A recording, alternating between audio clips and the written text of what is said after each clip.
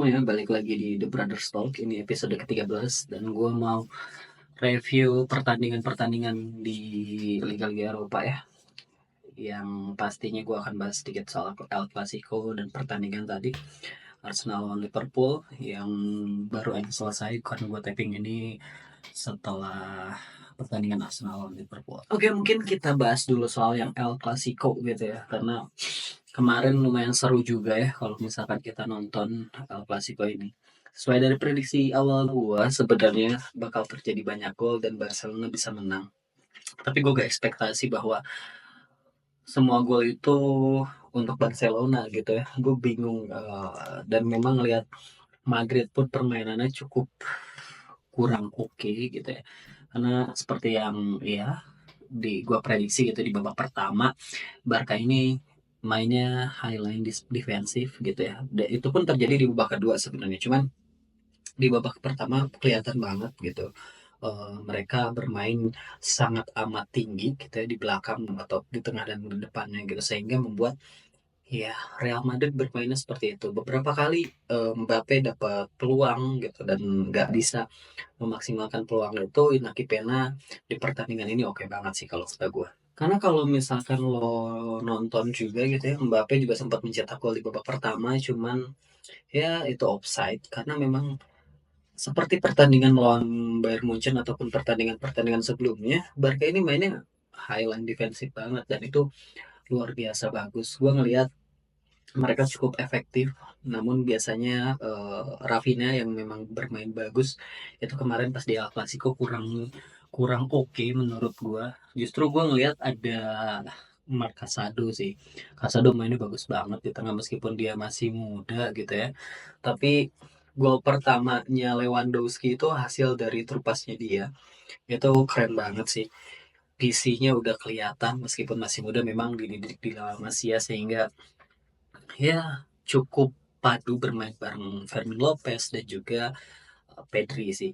Nah sementara untuk di Madridnya sendiri gue ngelihat gimana ya, karena ya Ancelotti akan memiliki strateginya cuma gitu-gitu aja sih menurut gue, dan itu benar-benar Madrid udah kayak bukan tim besar gitu. Harapan gue adalah Madrid bisa seenggaknya skor ini tipis meskipun banyak gol. Meskipun memang gue sudah memprediksi bahwa Barcelona bisa menang mau mau itu main di Santiago Bernabeu atau dimanapun gitu ya. Melihat performanya dua tim ini ya jelas positif, lebih positif Barcelona meskipun sama-sama punya hasil positif di Liga Champions sebelumnya sih. Coba kita ulik sedikit ya soal Klasiko ini karena pertandingan di minggu kemarin gak terlalu banyak pertandingan yang seru. Jadi ya mas, ada waktu untuk kita ngupas lebih dalam soal El Clasico ini. Mungkin kita mulai dari starting line up yang diturunkan oleh Hansi Flick maupun Ancelotti ya. Kalau misalkan kita lihat gitu, yang yang diterapkan oleh Hansi Flick itu hampir sama dan memang sama sih, sama dengan starting line up ketika melawan Bayern Munchen. Itu nggak ada sama sekali perubahan di line up-nya Barcelona. Sementara kalau misalkan kita lihat di line up-nya Real Madrid sendiri, gue heran gitu ya, lini tengahnya sih. Lini tengah ini menurut gue nggak ada gelandang yang benar-benar kreatif gitu ya. Which is itu Ancelotti cuma nurunin itu Tchouaméni, Valverde, Bellingham dan juga Camavinga. Oke, dari empat gelandang ini menurutku memang gak ada sama sekali pemain yang kreatif gitu ya. Kita bicara Chouameni dan Eduardo Camavinga itu udah jelas naluri mereka itu sebagai defensive midfield yang dimana ya naluri bertahannya lebih oke ketimbang naluri menyerangnya ataupun kreativitasnya. Lalu ada Valverde yang notabene adalah box to box playmaker. Dia bukan creative playmaker, dia memang bisa ada di mana aja, cuman secara kreativitas untuk menguasai lini tengah di mana lini tengah Barca udah cukup oke banget gitu ya. Ada Fermin Lopez, tadi Pedri dan juga Casado, itu mereka nggak bisa ngimbangin. Terus ada Bellingham juga. Bellingham ini kan bukan tipikal kreatif playmaker juga ya. Posisi natural dia itu adalah ya udah box to box midfielder gitu. Atau bahkan sering dijadiin kayak second striker untuk sekarang ataupun whole player gitu. Tapi Gak ada sama sekali pemain yang kreatif, which is itu merugikan banget lah buat buat Real Madrid kehilangan Toni Kroos ya. Kita tahu bahwa dia adalah salah satu playmaker yang kreatif gitu ya di lini tengahnya. Tapi setelah itu ketinggalan berapa kosong gue lupa, dia masukin Modric di babak kedua. Ya tapi masuknya Modric pun nggak berpengaruh banyak sih menurut gue untuk permainannya Real Madrid gitu ya. Karena meskipun ada beberapa peluang gitu, tapi Mbappe bener-bener lagi bau kali ya, lagi bau. Terus juga Vinicius juga kayaknya, ya gue ngelihat dengan datangnya Mbappe, peran pemain sentral ini kebagi banget, sehingga itu benar-benar nggak bikin mereka itu bisa lebih harmonis seperti yang gua dari awal selalu bilang gitu ya. Mungkin kalau bahas bahas soal Madrid dari episode awal, gue selalu bilang bahwa harmonisasi lini depannya ini masih belum. Gua nggak tahu mau sampai kapan gitu ya, akan tetap kayak gini. Dan harus cari cara sih, harus cari cara di mana lini depannya Real Madrid itu kan cukup bagus banget ya, bukan cukup bagus lagi tapi bagus banget. Gimana caranya mengakomodir mereka untuk bisa lebih optimal sih di lini depan. Jadi pertandingan kemarin El Clasico yang benar-benar dimilikin sama Barcelona sih, untuk mereka jauh lebih disiplin, secara permainannya jauh lebih jelas gitu ya, polanya strateginya seperti apa, ketimbang Real Madrid yang memang ya Ancelotti menurut gua udah nggak bisa diharapin lagi gitu ya di sepak bola saat ini, di era sepak bola saat ini ya. Meskipun dulu dia di AC Milan cukup luar biasa gitu ya, sempat di Madrid juga, dan untuk saat ini mengikuti sepak bola modern itu kayaknya dia udah udah nggak layak sih menurut gue. Nah, sekarang kita coba bahas statistik di El Clasico ini kali ya. Kalau secara possession game itu udah pasti dimiliki sama Barcelona, meskipun nggak terlalu jauh, 42% berbanding 58%. Terus total shootnya lebih banyak Barcelona itu 15, sementara Madrid itu 9. Akurasinya 0 gitu kalau kalau dari Real Madrid. Terus juga ya ini pertandingan yang cukup cukup seru sebenarnya gitu. Cuman Madrid miskin banget dalam hal taktik dan juga kreativitas, sehingga ya memang nggak jadi apa-apa. Hanya Barcelona yang benar-benar bermain luar biasa di pertandingan ini. So gue harap si Ancelotti bisa melakukan evaluasi dan cari cara gitu ya, cari solusi bagaimana mengoptimalkan lini depannya mereka gitu. Karena sayang banget mereka punya striker yang luar biasa gitu ya, di tiga di depan bisa mungkin ada beberapa pilihan gitu. Nah, harus coba sih, harus coba. Dan menarik kalau misalnya kita lihat Barcelona gitu ya, sebaliknya masuknya Frankie De Jong untuk menggantikan Casado, menurutku itu juga luar biasa gitu. Lini tengahnya jadi lebih lebih lebih balance aja gitu ketika memang Frankie De Jong masuk. Dan menurut gue ini Frankie De Jong udah mulai dikasih kesempatan lagi dan bermain cukup baik ya di Barcelona gitu dengan sistemnya Hansi Flick. Jadi musim ini menurut gue Barcelona sangat amat menjanjikan sih dengan banyaknya pemain muda dan juga uh, cepatnya adaptasi ya, ya karena memang sepak bola yang dibawa Hansi Flick itu nggak jauh-jauh dari Johan Cruyff sih.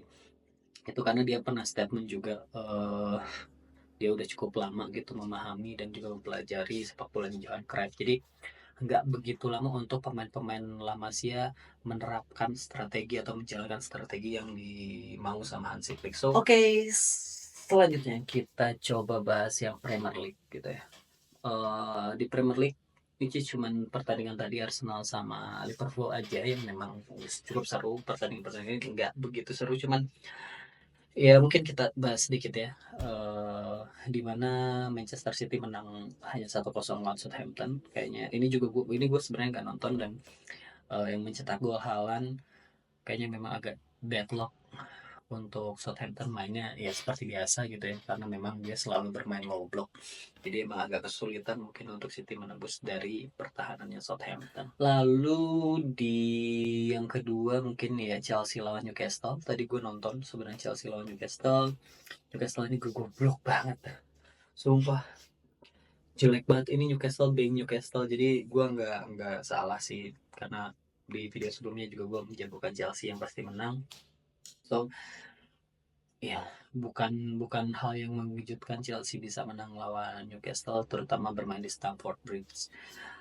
Terus pertandingan Crystal Palace lawan Tottenham, ya Tottenham memang gak akan kemana-mana dan Crystal Palace menang 1-0. Gue gak nonton karena ini pertandingan bukan pertandingan penting juga. Lalu West Ham lawan Manchester United, ini gue nonton full time tadi karena memang sebelum Arsenal lawan Liverpool gue nonton dulu.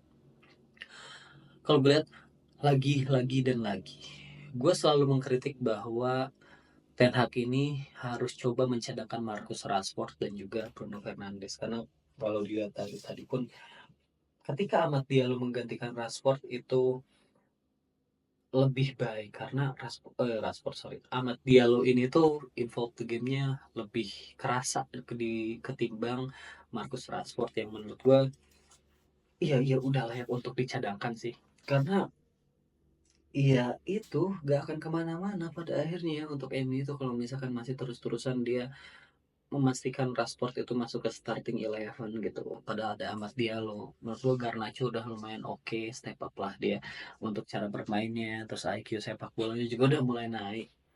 Gue rasa di kanan harusnya dicoba untuk Amad Diallo sebagai starting line up ketimbang Rashford, ditambahkan El Gasing itu sekarang lagi cedera tuh kemarin, baru masuk ganti Rashford terus diganti lagi oleh Amad Diallo. Jadi aduh, asli dari Ten Hag aku nggak tahu apakah dia akan dipecat atau enggak, sampai sejauh ini masih belum ada berita apapun sebenarnya. Dan lagi-lagi mungkin inkonsistensi dari pemain MU itu yang bikin ya MU kalah lagi pada West Ham juga. Ya kayak begitu, lo tau lah West Ham mainnya seperti apa, dan ya ya goodbye lah buat Ten Hag. Gue meskipun bukan pendukung MU, gue rasa gue masih cukup respect gitu ya, karena gue sering banget nonton MU karena gue pengen lihat MU oke lagi, main bagus lagi supaya bisa benar-benar bersaing lagi gitu ya di Big Four gitu atau di Big Six. Ya kita lihatlah minggu depan akan seperti apa MU ini, cuman ya udahlah, segitu doang kalau buat MU. Nah ini dia yang terakhir, kita kupas tuntas untuk Arsenal lawan Liverpool tadi. Ya dua-dua main jelek menurut gue, nggak ada yang bagus-bagus banget, dua-duanya nggak cukup bagus.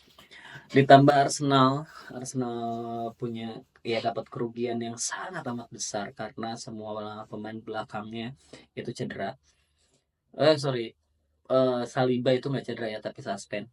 Tadi ada Gabriel Magalhaes akhirnya cedera kayaknya lututnya, terus Timber lagi cedera.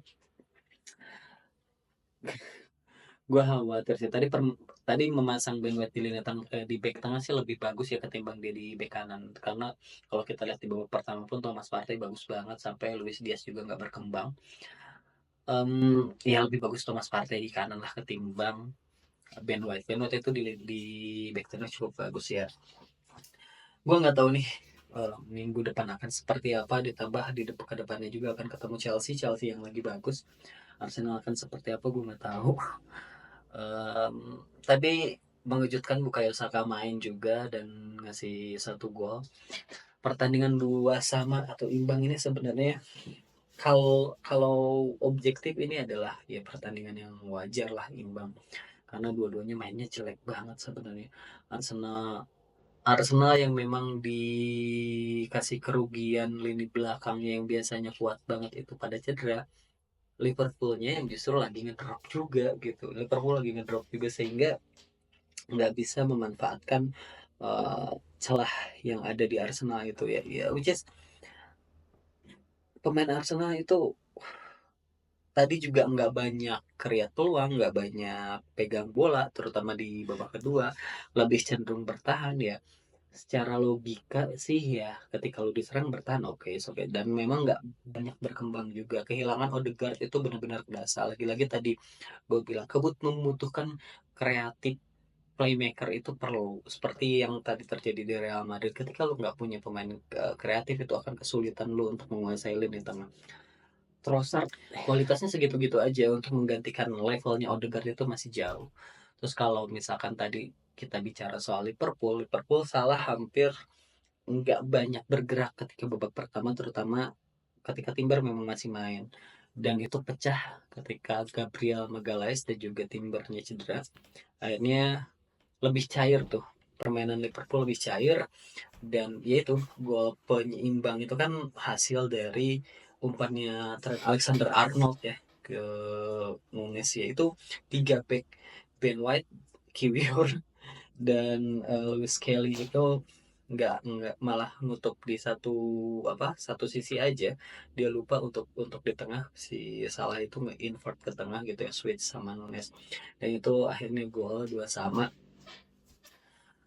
Ya, asli jelek banget sih, Arsenal jelek banget. Terus juga gue masih bingung kenapa Arteta masih belum mau ngasih kesempatan yang lebih terhadap Sterling, karena tadi pergantian pemainnya juga yang di terakhir cukup gue pertanyakan gitu ya, memasukkan Gabriel Jesus daripada Sterling, padahal untuk mengisi uh, sisi kiri gitu ya, dan malah Trossard yang bisa digeser ke kiri dan Nwaneri yang masuk. Gue ke Nwaneri oke lah, tapi kalau misalkan ngelihat Gabjes kayaknya udah layak untuk coba, lebih lebih baik coba Sterling dulu, karena menurut gue Sterling bisa jauh lebih berguna ketimbang Gabriel Jesus sih, kayak gitu kalau misalkan gue ngeliat pertandingan tadi.